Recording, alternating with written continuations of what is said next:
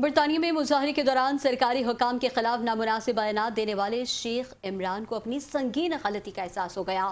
شیخ عمران نے برمنگھم مظاہرے میں آئی جی آزاد کشمیر و اہم عہدیداران کے خلاف اقدام پر 10 کروڑ انعام دینے کا اعلان کیا تھا۔ ویڈیو بیان میں شیخ عمران نے اپنے عمل پر ندامت کا اظہار کرتے ہوئے معافی مانگ لی۔ شیخ عمران کا کہنا ہے کہ میں میرپور کا رہائشی ہوں اور اس وقت برطانیہ میں مقیم ہوں۔ برمنگھم میں پاکستانی قونصلیٹ کے باہر ہونے والے مظاہرے میں جذبات کی روح میں بہہ کر بعض بیانات دیے۔ مظاہرے کے دوران الفاظ کا چناؤ اور میرے بیانات مکمل طور پر جذباتی کیفیت کا نتیجہ تھے۔ شیخ عمران نے اپنے ویڈیو بیان میں کہا کہ میرا ہرگز یہ ارادہ نہیں تھا کہ اس نوعیت کے الفاظ استعمال کروں۔ نادانستگی اور جذباتی کیفیت کے باعث یہ سب کچھ سوشل میڈیا اور نیوز میڈیا پر سامنے آیا۔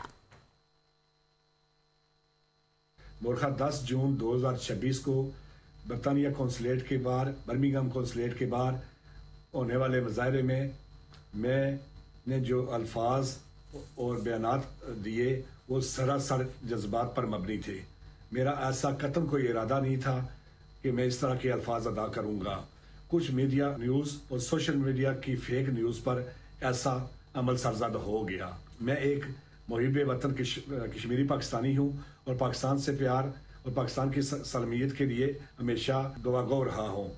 میں اپنے اس پیغام کی وساطت سے آئی جی آزاد کشمیر اور بریگیڈیئر صاحب سے دل کی اتھا گہرائیوں سے معذرت چاہتا ہوں کہ میرے ان بیانات کی وجہ سے انہیں دلی صدمہ ہوا۔